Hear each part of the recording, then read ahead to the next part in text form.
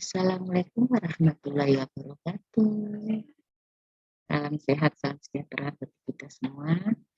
Baiklah, pada hari ini untuk mata kuliah kewirausahaan saya akan menyampaikan materi tentang ide dan peluang dalam kewirausahaan. Materi akan saya share.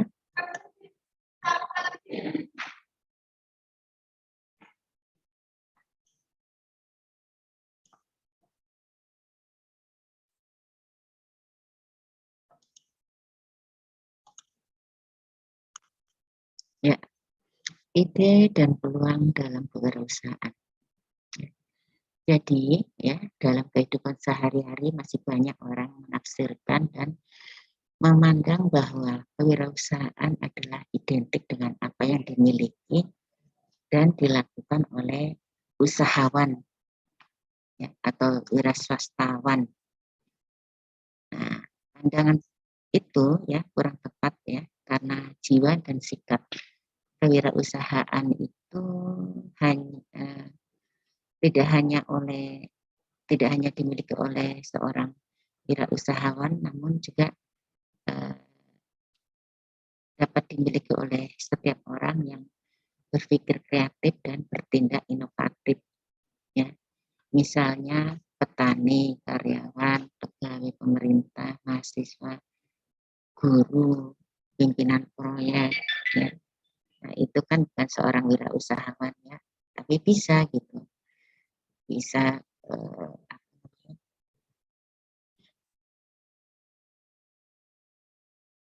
bisa memiliki ide ya, ide untuk menjadi seorang wirausahawan.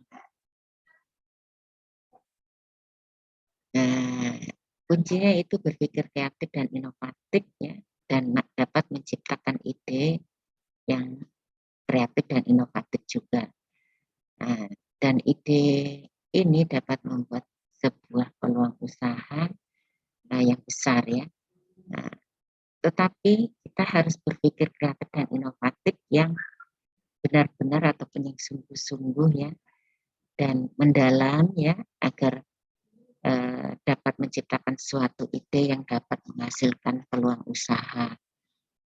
Jadi dengan kreativitas dan inovasi kita ya, kita dapat menciptakan suatu nilai lebih terhadap suatu barang ataupun jasa yang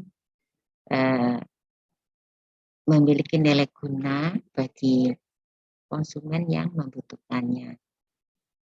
Contohnya ya, mendaur ulang limbah plastik ya. Nah, dengan mendaur ulang limbah plastik, pasti plastik tersebut ya, kita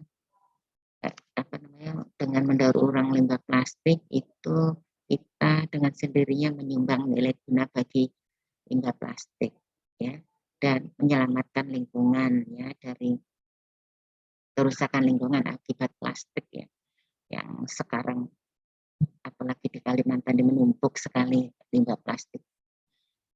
Nah, dengan ide kreatif dan inovatif membuat peluang usaha kita menjadi lebih kuat ya daripada pesaing kita ya. Dikarenakan hasil produk-produk usaha kita mempunyai nilai yang lebih, yang pasti akan menarik minat konsumen, kan seperti itu. Nah, ide usaha itu adalah sebuah respon seseorang atau banyak orang atau suatu organisasi ya untuk memecahkan masalah yang teridentifikasi atau untuk memenuhi kebutuhan di suatu lingkungan pasar ataupun masyarakat. Nah, peluang usaha ya, peluang usaha adalah langkah awal dan krusial untuk mengembangkan bisnis. Nah, pada dasarnya hal yang paling penting dalam menjalankan sebuah usaha yaitu kemampuan Anda untuk melihat adanya peluang usaha yang bisa dimanfaatkan secara maksimal untuk mendapatkan tujuan bisnis. Nah, disinilah kebutuhan adanya dibutuhkan adanya kepekaan untuk selalu memperhatikan lingkungan. Jadi peluang usaha muncul bisa dari intern dan ekstern diri kita ya. Seperti itu. Jadi peluang usaha intern diantaranya keahlian atau skill ya yang kita miliki, kemudian sumber daya yang kita miliki, sumber daya itu bisa finansial bentuknya uang, bisa peralatan, pokoknya aset ya, aset yang kita miliki, dan rasa stres yang muncul dalam diri kita. Jadi ingat ya, rasa stres itu bisa dinilai dari sisi positifnya, yaitu bisa memunculkan peluang ya. Jadi rasa stres dalam diri kita bisa memunculkan peluang. Nah, sedang peluang usaha ekstern adalah peluang yang muncul dari faktor lingkungan ya, ataupun karena adanya kebutuhan atau ya kebutuhan dari masyarakat.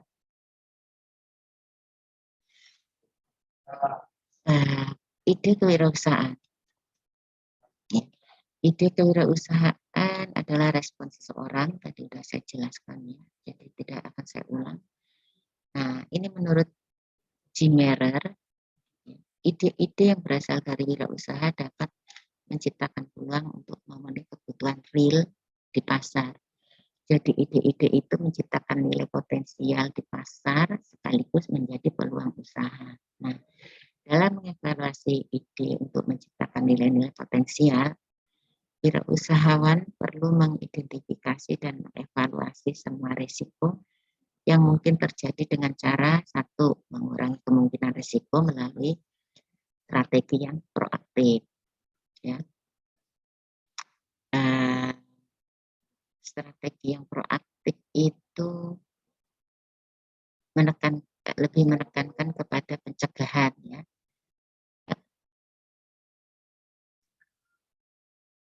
Kemudian melakukan apa saja yang diperlukan untuk membuat atau memastikan misalnya kecelakaan tidak terjadi pada karyawan ya. Nah, karena kecelakaan itu akan menyebabkan kerugian ya. Kalau karyawan mengalami kecelakaan tentu saja yang harus menanggung biayanya kan si pemilik ya, majikan seperti itu. Kemudian prinsip dari mengurangi strategi proaktif ini, mengurangi risiko ini ya, tidak ada ampunan untuk kecelakaan. Jadi respon proaktif untuk keselamatan dan kesehatan di tempat kerja terjadi sebelum terjadi kecelakaan di sini. Lalu menyebabkan risiko pada aspek yang paling mungkin ya. Menyebabkan risiko ya, mengidentifikasi dan mengevaluasi semua risiko termasuk yang menjadi penyebab risiko pada aspek yang paling mungkin kan. Jadi apa itu? Menyebarkan kok ya, menyebabkan ya. Jadi menyebarkan risiko pada aspek yang paling mungkin ya. Dengan cara apa menyebarkan ya? Jadi dengan cara mengasuransikan ya, karyawan diasuransikan, asuransi jiwa, kemudian itu salah satu contoh saja ya. Kemudian tempat usaha atau kendaraan itu diasuransikan. Seperti itu salah satu contoh menyebarkan risiko pada aspek yang paling mungkin ya. Kemudian yang ketiga ini mengelola risiko yang mendatangkan nilai atau manfaat. Nah, jadi dalam sebuah usaha itu risiko pasti akan muncul, ya. Tapi seorang wirausahawan harus sudah bisa mengantisipasi bagaimana caranya mengelola risiko. Maaf saya nih agak kepelecuk-pelecuk bicaranya karena pakai masker ya. Sangat sulit ini menjelaskan PowerPoint di kampus ya, karena untuk menghindari COVID-19, virus COVID, sehingga harus bermasker. sehingga agak kesulitan ya untuk bernapas juga. Kemudian jadi sering terplecok dalam bicara, mohon maaf ya. Jadi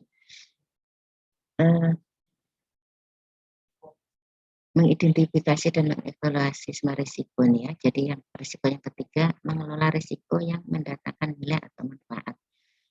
Jadi kembali lagi saya jelaskan bahwa orang yang memulai usaha itu sudah harus siap akan adanya risiko. Nah, jadi bagaimana untuk mengatasinya? Jadi harus dikelola. Udah bersiap-siap untuk mengelola risiko. Nah, mengelola risiko itu dengan cara apa? Ya, dengan cara mengantisipasi. Pertama ya, lakukan identifikasi risikonya.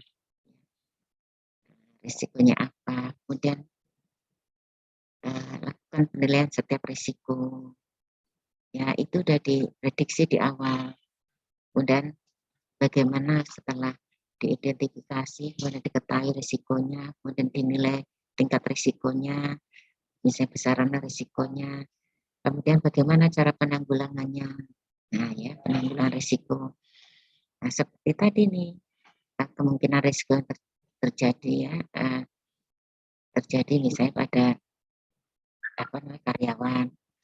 Nah ini kembali lagi, maka untuk mengantisipasinya ya, dengan cara menyebarkan risiko ya, bisa diasuransikan. Nah itu jadi untuk mengasuransikan tentu saja sudah harus melalui kajian-kajian identifikasi penilaian berapa nilai risikonya, kemudian rencana penanggulangannya selain dengan cara asuransi, mungkin bisa dengan cara lain atau kerjasama dengan pihak lain gitu ya, atau modal bersama sehingga risiko ditanggung bersama. Dan yang paling penting juga yaitu monitor dan evaluasi secara berkala. Ya. Jadi harus selalu dimonitor dan evaluasi secara berkala agar meminimalisir risiko ini. Peluang usaha, jadi ide usaha, sekarang peluang usaha. Peluang usaha menurut para ahli, peluang usaha itu sebuah terapan yang terdiri dari kreativitas dan inovasi untuk memecahkan masalah dan melihat kesempatan yang dihadapi setiap hari. Ini menurut Cimerer ya. Kemudian menurut Robin, ini peluang usaha adalah sebuah proses yang melibatkan individu atau kelompok yang menggunakan usaha sarana tertentu untuk menciptakan suatu nilai tumbuh guna memenuhi sebuah kebutuhan tanpa memperhatikan sumber daya yang digunakan. Jadi ini peluang usaha berarti kesempatan atau upaya untuk mencapai tujuan yang diinginkan dengan berbagai daya yang dimiliki ya. Jadi sederhananya peluang usaha itu suatu kesempatan yang dimiliki oleh seseorang ya untuk mencapai suatu tujuan. Nah, meskipun banyak yang bisa melihatnya atau mendapatkan apa yang dimaksud dengan peluang usaha, sebagian orang tidak bisa memanfaatkan dengan baik ya. Tidak bisa memanfaatkan dengan baik dan maksimal ya. Sehingga yang didapatkan bukannya kesuksesan dan keuntungan melainkan kegagalan dan kerugian. Nah, padahal ya mengenali peluang usaha adalah langkah awal dan krusial untuk mengembangkan bisnis. Nah, pada dasarnya hal yang paling penting dalam menjalankan sebuah usaha adalah kemampuan Anda untuk melihat adanya peluang usaha yang bisa dimanfaatkan secara maksimal ya untuk mendapatkan tujuan bisnis. Nah, disinilah dibutuhkan adanya kepekaan untuk memperhatikan lingkungan ya. Nah, jika kita analisis antara ide dan peluang usaha ya, tadi kan udah saya jelaskan juga sebelumnya bahwa ide usaha bisnis itu respons seseorang atau banyak orang atau suatu organisasi untuk memecahkan masalah yang teridentifikasi. Nah, dan peluang usaha muncul bisa dari intern atau ekstern kita, ya. Jadi peluang usaha intern diantaranya tadi kan skill, ya. Nah, dan lain-lain ya. Lalu dari ide dan peluang itu, mana yang muncul lebih dahulu antara ide dan peluang tadi? Ya? Apa coba yang muncul terlebih dahulu? Yang muncul terlebih dahulu itu peluang. Ya, apa itu peluang? Nah, peluang adalah masalah. Nah, tadi kan saya sudah jelaskan di atas bahwa stres itu merupakan, kalau bisa mengelola stres itu merupakan peluang usaha ya. Jadi jangan dikira stres itu merupakan sebuah musibah terus-terusan ya. Tapi itu kalau bisa dikelola dengan baik, stres itu menjadi peluang usaha. Mau bukti, nah, percaya atau tidak ya. Jadi bahwa peluang adalah masalah, masalah adalah peluang. Ya. Jadi dengan adanya masalah maka muncul ide. Nah, percaya enggak ya? Jadi dengan adanya masalah maka akan muncul ide, ya. Ide untuk memecahkan masalah. Lalu karena adanya peluang maka muncul pula ide. Ya. Jadi diputar-putar seperti itu. Nah, saya akan memberikan contoh ya. Contoh yang pernah terjadi ya, dialami tentunya ya oleh mahasiswa kita ketika KKN di Kabupaten Kuburaya, tepatnya di Desa Rasujaya. Ya. Nah, Desa Rasujaya itu kan terkenal dengan daerah yang gambut ya, dengan kondisi air yang tingkat keasamannya tinggi. Nah, ini kan masalah nih. Jadi ini kan masalah ya. Nanti kalau seandainya Anda KKN misalnya di Raso, mesti akan menemukan kondisi seperti ini ya. Nah, di daerah itu ya, masalah yang selalu muncul adalah sulitnya mendapatkan air bersih ya. Karena air PDAM di sana tidak ada ya. Sedang air hujan sebagai sumber air bersih sangat terbatas. Dan air yang tersedia adalah air parit, air sumur gali ya, bukan sumur bor ya, sumur gali yang kedalamannya kurang dari 5 meter rata-ratanya seperti itu. Nah, itu tingkat keasamannya tinggi ya. Jadi untuk cuci tangan saja ya itu tangan kita menjadi kebiru-biruan dan hitam. Nah, nanti kalau Anda KKN di sana ya, menghadapi kondisi seperti ini akan stres. Nah, ya, sementara badan kotor mau mandi, akhirnya melekat atau kelat gitu ya. Nah, jadi airnya kelat. Jadi seminggu saja di sana sudah nanti warna kulitnya akan menjadi gelap, ya, yang kulitnya akan menjadi gelap. Jadi itu kan masalah tuh, membuat Anda semua frustasi, ya. Frustasi menghadapi kelangkaan air, nah, ya. Karena adanya masalah maka muncullah dalam pikiran Anda ya, Anda sebagai mahasiswa kesehatan lingkungan tentu sudah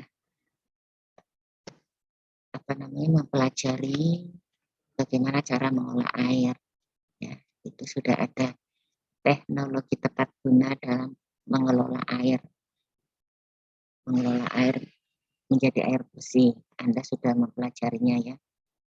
Nah, berdasar keahlian Anda itu, ya, kira-kira ide apa yang muncul dalam benak diri Anda? Nah, seperti itu. Berawal dari rasa stres tadi, ya, rasa frustasi dan stres. Kira-kira apa yang akan muncul dalam benak diri Anda? Nah, ya, tentu Anda saat kuliah mendapatkan ilmu dalam pengolahan air bersih, ya,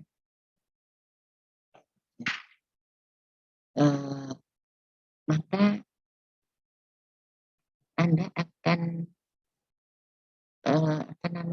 akan di dalam pikiran Anda akan muncul ide untuk menawarkan pengelolaan air bersih, ya.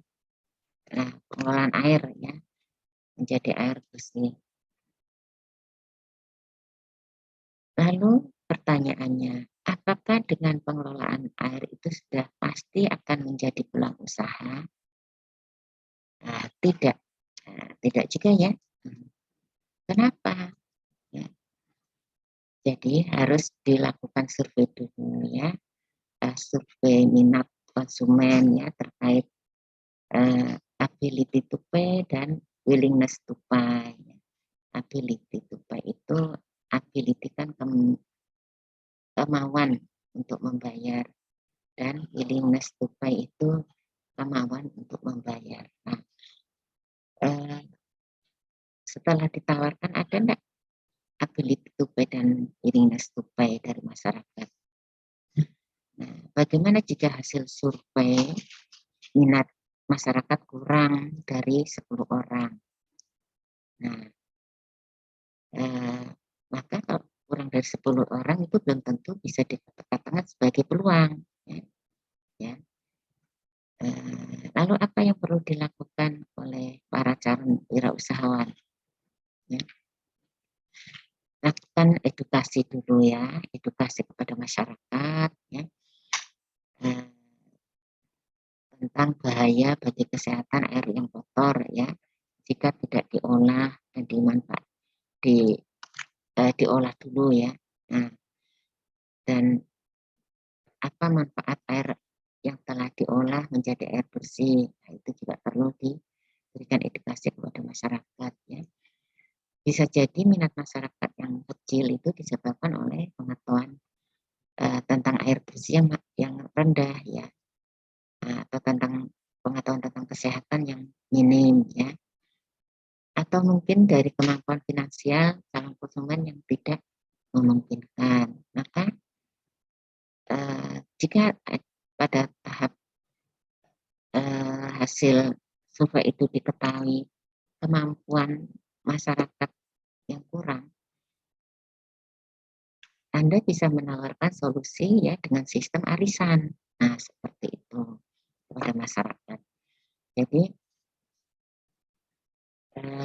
kasus di daerah itu, ya, tidak hanya daerah Rasojaya itu tidak hanya masalah air, ya, tapi juga mengenai jamban, ya. Jamban sehat itu di sana juga masih banyak yang belum memiliki jamban sehat, ya. Nah,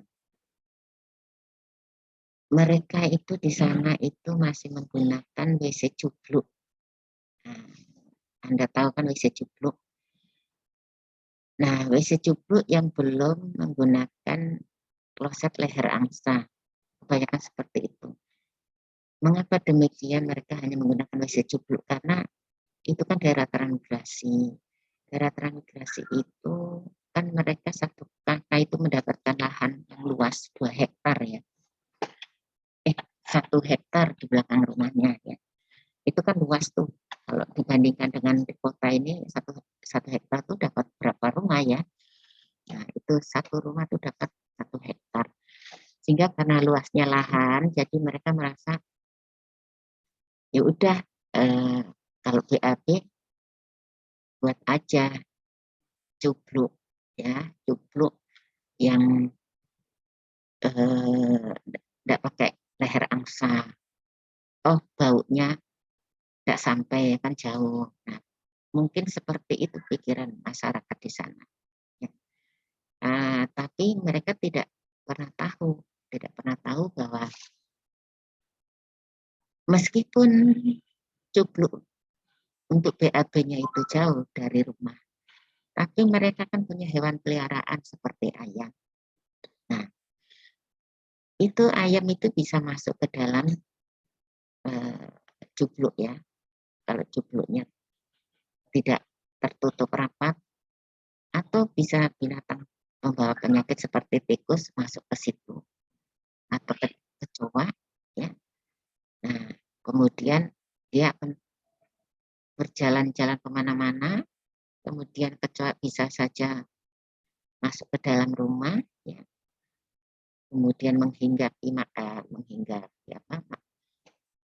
masuk ke dalam makanan, mencicipi ya, mencicipi seperti itu, atau mungkin ayam kemudian yang masuk ke dalam cupluk itu yang ada tinjanya, kemudian ayam itu mendekati rumah atau masuk ke dalam rumah. Nah, itu kan berarti sudah menjadi media penularan penyakit apa juga? Penyakit disentri atau diare ya, karena tinja itu mengandung agen penyakit E. coli ya. Nah, seperti itu. Sedangkan tempat pembuangan tinja itu pada prinsipnya kan harus dalam keadaan tertutup rapat. Tapi masyarakat di sana masih kurang memperhatikan persyaratan jamban. Ya. Nah, ini juga harusnya menjadi peluang ya, menjadi peluang usaha. Nah, mahasiswa yang KKN ke sana ya, itu mendapati kondisi seperti itu. Apalagi tempat poskonya ya, tempat poskonya tidak memiliki jamban. Nah, itu membuat kesetresan ya, rasa stres tersendiri. Nah, dari rasa stres itulah kemudian muncul ide-ide. Nah, ide itu digali, kemudian jadilah peluang usaha. Nah, kira-kira seperti itu ya. Jadi jangan dipikir stres itu selamanya menjadi hal yang negatif, tapi bisa menjadi, kalau kita bisa mengelola stres, bisa menjadi hal yang positif. Demikian. Nah, sumber-sumber potensial peluang ya, itu ide-ide ya, ide-ide bisnis yang real, ya, maka wirausaha harus bersedia melakukan evaluasi terhadap peluang secara terus-menerus. Ya. Tadi sudah dijelaskan. Ya. Sumber peluang potensial dapat digali dengan cara satu, menciptakan produk barang yang baru, yang berbeda, kemudian mengganti pintu peluang, mengamati pintu peluang, kemudian menganalisis produk dan proses secara mendalam, dan memperhitungkan risiko.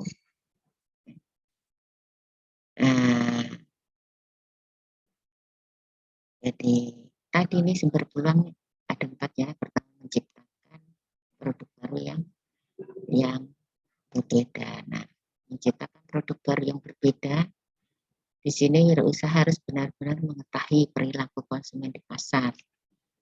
Ya, dalam mengamati perilaku pasar, ya sedikit ada 2 unsur pasar yang perlu diperhatikan. Pertama, permintaan terhadap barang atau jasa yang dihasilkan ya. Yang kedua, waktu penyerahan atau waktu permintaan barang jasa. Nah, permintaan barang dan jasa, apa sih yang dibutuhkan oleh masyarakat? Ya, apa yang dibutuhkan oleh masyarakat? Tadi kalau terkait dengan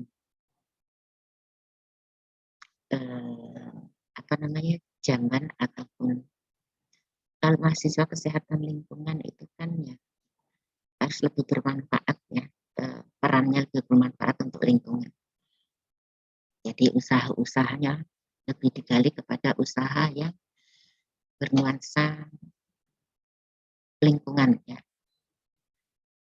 Jadi misalnya tadi masyarakat itu kan kalau sudah diberikan edukasi tentu dia udah terbuka pikirannya manfaatnya jamban yang sehat ya. Nah, di sini kita bisa mengamati, menganalisis permintaan terhadap barang atau jasa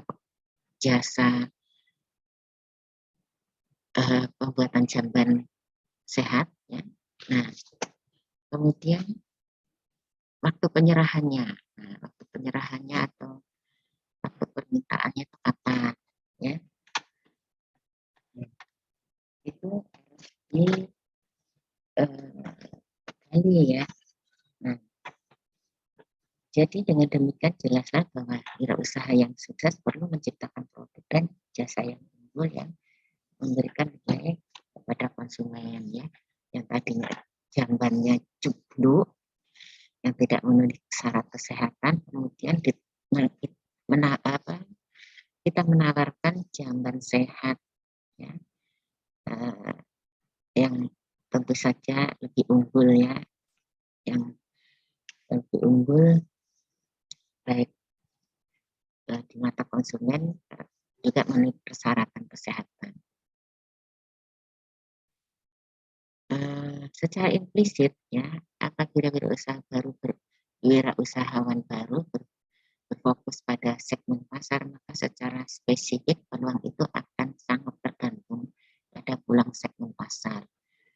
Jadi untuk memperoleh peluang sangat bergantung pada kemampuan wirausaha untuk menganalisa pasar ya, melalui aspek ya kemampuan menganalisis demografi pasar ya, dari sisi penduduk ya, di mana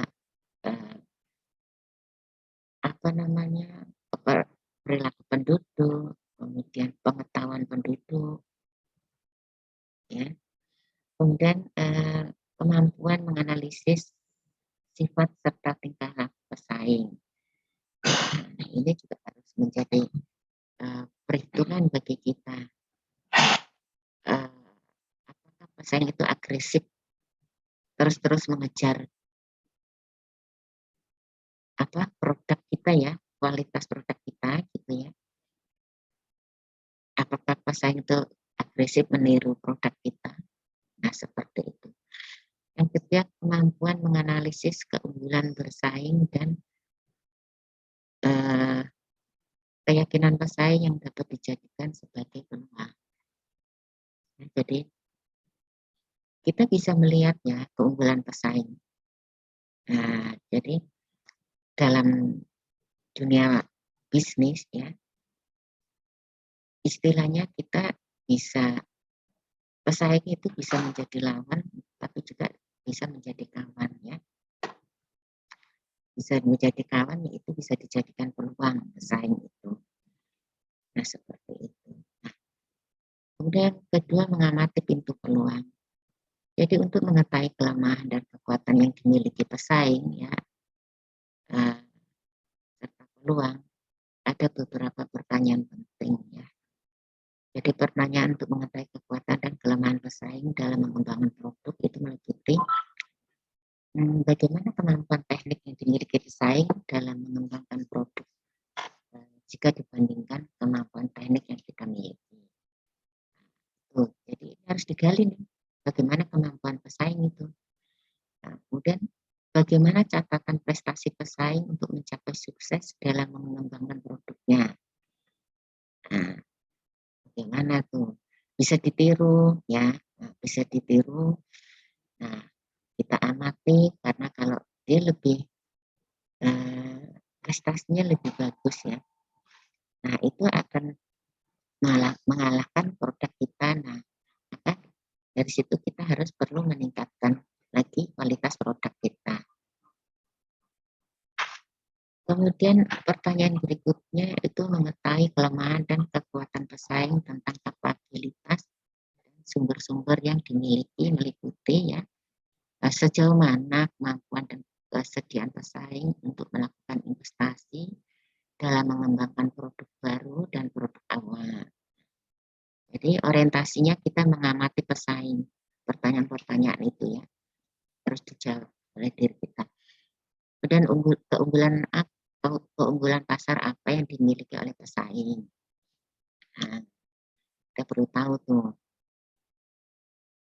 Nah, kalau kita tahu keunggulannya, kita akan memberikan yang menawarkan kepada pasar atau kita berinovasi lebih dari keunggulan pesaing itu ya. Dan pertanyaan untuk menentukan apakah pintu peluang ada atau tidak itu meliputi pertanyaan sejauh mana kecepatan perusahaan membawa produk ke pasar dapat mendahului pesaing. Jadi itu harus melalui kajian ya. Apakah kapabilitas dan sumber-sumber yang dimiliki perusahaan cukup untuk membawa produk ke pasar yang sedang dikuasai pesaing. Nah, kemudian apakah perusahaan memiliki kekuatan yang cukup untuk menguasai serangan pesaing ya. Nah, pertanyaan-pertanyaan ini harus dijawab untuk mengantisipasi ya. Untuk mengantisipasi keunggulan pesaing. Kemudian yang ketiga, analisis produk dan proses produksi secara mendalam.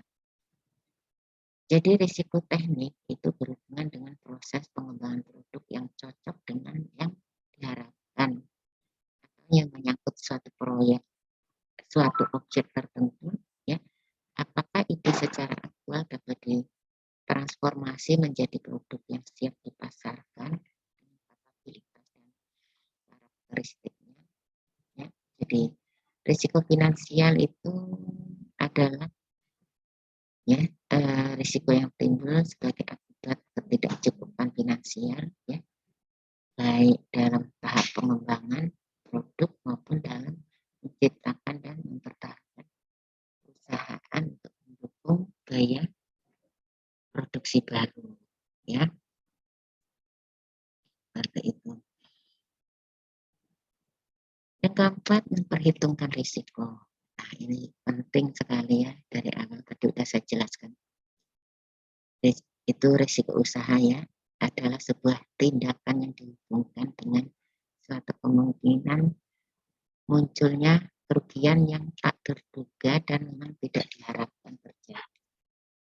Nah, ini sulit untuk dihindari ya, tapi sekali lagi itu harus dihadapi dan diatasi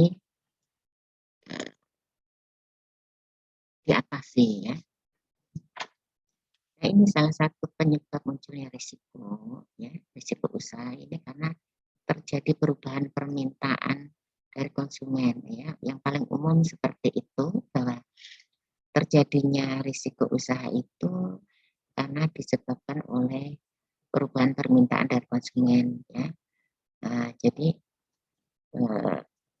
maksud dari perubahan permintaan dari konsumen itu yaitu apabila suatu keadaan yang dapat terjadi karena perubahan ekonomi ya, seperti saat ini ya. Kalau untuk usaha kuliner ya saat ini kurang menarik gitu ya. Karena apa? Karena harga minyak saja mahal dan sulit ya, sulit didapatkan minyak. Ya, sulit didapatkan sehingga biaya produksi itu akan tinggi ya. Biaya produksi akan tinggi, sementara di sisi lain lapangan pekerjaan yang kurang ya, bahkan tidak ada, hingga banyak pengangguran. Oleh karenanya karena tidak ada lapangan pekerjaan sehingga daya belinya kan rendah atau menurun. Nah, jadi kurang ya untuk membelanjakan uangnya untuk kuliner misalnya seperti itu ya. Sepertilah contohnya tukang yang biasa bekerja di tempat saya itu. Sekarang kesulitan untuk mendapatkan pekerjaan. Meskipun hanya sebagai kuli kasar pun susah mendapatkannya. Bertanya-tanya sama saya, Bu ada kerjaan enggak? Kerjaan sih banyak, tapi saya juga tidak punya uang untuk membayar gitu kan. Nah seperti itu. Nah, itu baru satu kasus, belum kasus-kasus yang lain. Kita banyak mendengar ya situasi saat ini kondisinya sangat sulit ya. Orang yang tidak mempunyai pekerjaan tetap sangat memprihatinkan. Sehingga dengan sendirinya juga daya beli masyarakat akan turun. Nah, begitu juga pegawai pemerintah. Kita juga tahu ya, pegawai pemerintah itu rata-rata memilih untuk kelas menengah ke bawah itu banyak berhutang ya, berhutang pada bank ya, sehingga dengan harga-harga yang naik itu pun pegawai-pegawai pemerintah, PNS dan sebagainya itu kan berusaha juga untuk mengerem pengeluaran ya. Jadi itu merupakan bagian lingkaran. Jadi, nah di situ untuk seorang wirausahawan itu tidak bisa memprediksi kondisi seperti ini ya. Jadi risiko itu mesti tetap muncul. Mana kita pernah menduga kalau minyak makan bakalan menghilang dari pasaran. Ya. Belum lagi misalnya harga BBM naik. Nah itu akan mempengaruhi harga barang yang lainnya seperti itu. Nah, dengan demikian kan akan menyebabkan risiko kerugian bagi pelaku usaha ya. Jika bahan baku tidak tersedia atau bahan yang memproses bahan baku tidak tersedia. Kemudian mode misalnya itu untuk pakaian misalnya itu harus mengikuti mode. Kalau ketinggalan mode maka akan ditinggalkan oleh konsumen. Nah, termasuk selera ya, selera konsumen yang mengakibatkan terjadinya penurunan permintaan. Jadi itulah risiko-risiko dalam dunia usaha ya, yang tentunya harus sebagai seorang calon wirausahawan itu harus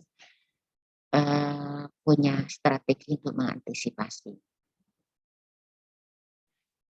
Nah, jenis kerugian yang terjadi pada risiko usaha itu risiko spekulatif ya. Jadi risiko spekulatif itu ya dengan adanya dua kemungkinan yang terjadi, yaitu peluang untung atau peluang rugi ya. Ini namanya risiko spekulatif. Contoh pada risiko spekulatif itu dengan adanya kegiatan pada bursa efek ya. Jadi jual beli saham. Nah, ini jual beli saham di bursa efek nih ya. Kalau mau ruginya langsung terasa anjlok gitu ya, karena ketika harga saham turun, tentu saja kerugiannya langsung mengejutkan gitu ya. Begitu juga kalau harga saham naik, maka keuntungannya luar biasa. Nah, itu ya. Jadi ini risiko dari usaha spekulatif. Nah, kemudian risiko murni. Nah, risiko murni ini terjadi jika ternyata berdampak kerugian ya. Namun jika tidak terjadi ya tidak akan mengalami kerugian ataupun keuntungan ya. Jadi akibat yang ditimbulkan jika terjadi break even ya, misalnya kebakaran, pencurian, bencana alam atau kecelakaan ya. Itu. Jadi itu risiko murni. Nah, dalam hal ini jika rumah makan terjadi kebakaran tentu akan mengalami kerugian karena aset itu terbakar ya. Ada dua akibat yang ditimbulkan setelah itu ya, rumah makan ditutup ya. Karena adanya perbaikan pemulihan atau tutup permanen karena mengalami kebangkrutan ya setelah mengalami kebakaran rumah. Bisa seperti itu.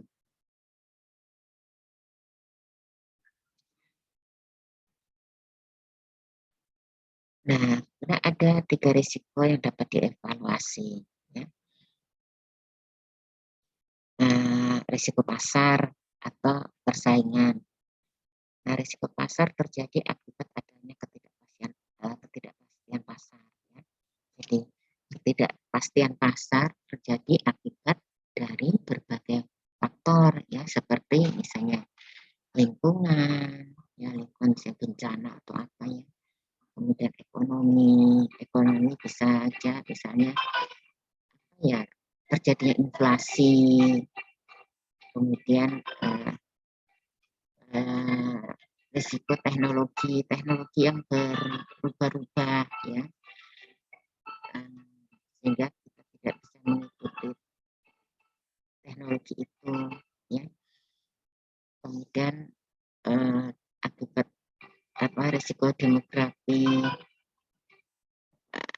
ya, kemudian sosial dan politik ya, ada pergantian kepala daerah, pimpinan kepala daerah, nah itu akan mempengaruhi ya, karena biasanya diikuti oleh regulasi yang berubah. Nah, ini juga akan menyulitkan. Atau kemampuan dan kesediaan pesaing untuk mempertahankan posisinya di pasar. Nah, jadi risiko finansial terjadi akibat rendahnya hasil penjualan. Ya, kalau ini rendahnya hasil penjualan dan tingginya biaya. Nah, ini risiko finansial.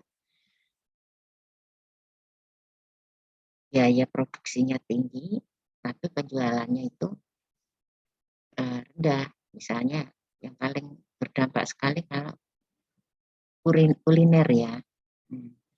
Kuliner itu apalagi bulan-bulan puasa ini misalnya udah produksinya banyak ya dengan biaya yang tinggi, ternyata tidak laku di pasaran karena banyak pesaing.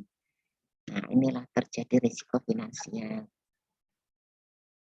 Risiko finansial ini juga bisa terjadi disebabkan ya tidak ada kecukupan dana ya. Seperti itu. Kemudian risiko teknik. Risiko teknik ini akibat adanya kegagalan ya, kegagalan teknik atau kegagalan dalam proses pengembangan produk. Nah, apa itu teknik wirausaha yang bisa mendatangkan risiko? Bisa juga datangkan keuntungan, seperti misalnya meningkatkan promosi. Ya. Teknik pertama yang bisa Anda lakukan yaitu coba meningkatkan promosi, kemudian mengenali kompetitor. Nah, jadi harus dikenali itu untuk menghindari risiko teknik. Memperbaiki sumber daya. Sumber dayanya apa saja, banyak ya. Bisa alat, bisa peralatan, bisa manusia, bisa meningkatkan modal. Ya. Kemudian selalu mengutamakan pelayanan terbaik. Nah, untuk menghindari risiko teknik ya, kemudian melakukan inovasi produk. Dan mengatur keuangan dengan baik. Nah, ini untuk menghindari risiko teknik.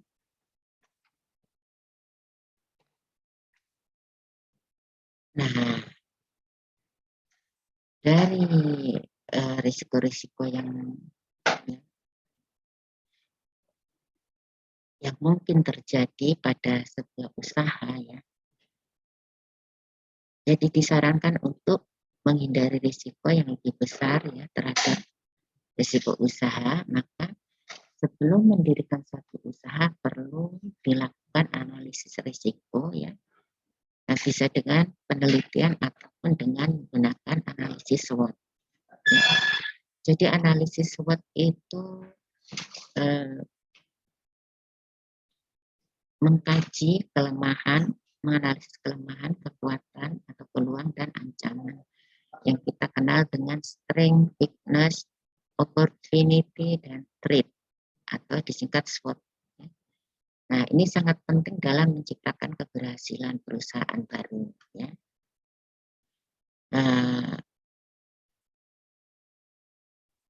Jadi SWOT ini merupakan proses analisis dan pengambilan keputusan yang dilakukan berdasarkan 4 aspek ya. 4 aspek ini, kekuatan, kelemahan, itu ya. Jadi 4 aspek ini ya, jadi kekuatan dan kelemahan merupakan aspek yang berkaitan dengan lingkungan internal atau lingkungan perusahaan Anda sendiri ya. Sedangkan peluang dan ancaman ya, peluang dan ancaman ini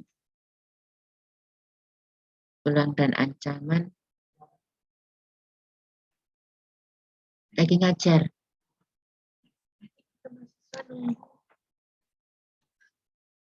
Jadi sedangkan peluang dan ancaman itu berkaitan dengan lingkungan eksternal ya.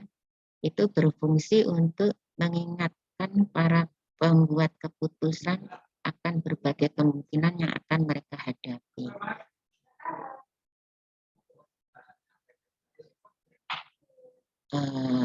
Itu ya, kemudian